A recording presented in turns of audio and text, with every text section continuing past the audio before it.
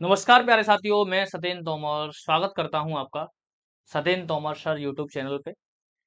और जैसा कि आपको पता है कि 13 सितंबर 2025 को 71वीं बीपीएससी परीक्षा का आयोजन किया गया। और इसके अंतर्गत जो आपका पेपर था वो पेपर काफी ठीक ठाक लेवल का आया था। मतलब बहुत आसान नहीं कह सकते प्रश्न पत्र को। हम कह सकते हैं कि प्रश्न पत्र ऐसा था कि वो मीडियम था, यानी न तो बहुत कठिन था और न बहुत ही आसान था।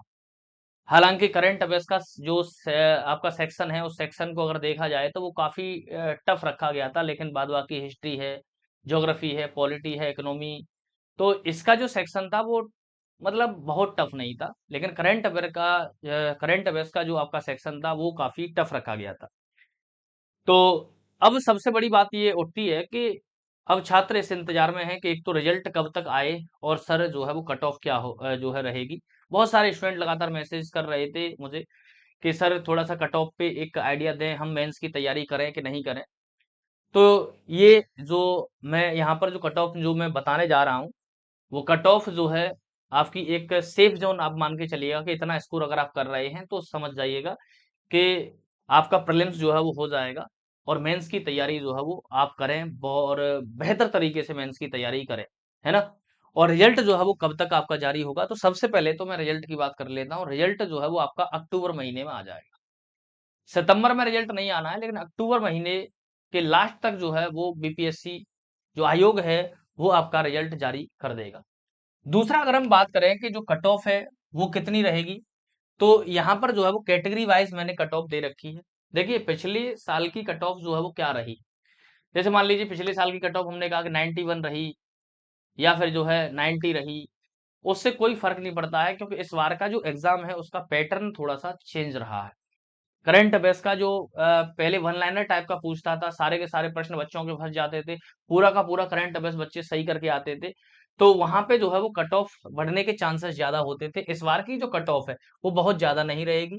अगर आप जनरल कैटेगरी में हैं, अगर आप मेल हैं, तो 80 से 85 क्वेश्चन के बीच में अगर आपके प्रश्न बन रहे हैं, काट पीट के नेगेटिव मार्किंग हटाने के बाद, अगर इतना स्कोर आपका बन रहा है 80 से 85 के बीच में, तो आप मेंस की तैयारी करिए।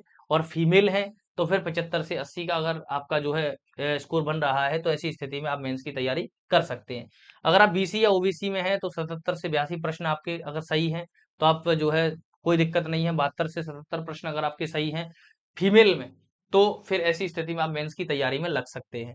अगर आप ईवीसी के अंतर्गत हैं तो 75 से 80 प्रश्न मेल के सही होने चाहिए, और फीमेल के जो है वो 70 से 75 प्रश्न जो है वो कम से कम सही होने ही चाहिए।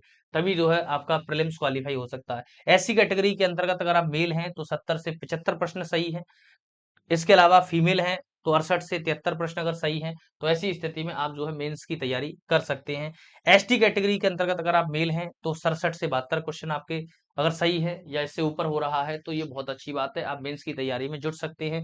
और अगर फीमेल के कैटेगरी के अंतर्गत है तो आप 65 से 70 प्रश्न अगर आपके सही हैं, तो आप जुट जाइएगा मेंस की तैयारी में, है ना? एफएफ कैटेगरी के अंतर्गत हैं तो 72 से 70 प्रश्न जो है वो आपके मेल के अंतर्गत सही होने चाहिए।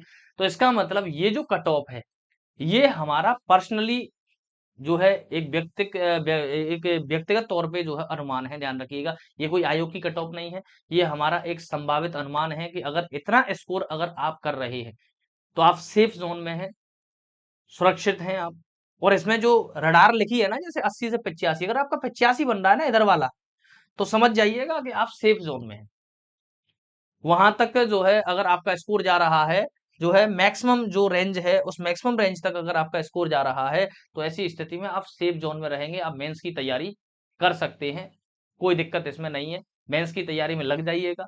अक्टूबर माह के अंतिम सप्ताह के अंतर्गत जो है वो बीपीएससी आयोग के द्वारा रिजल्ट जारी कर दिया जाएगा।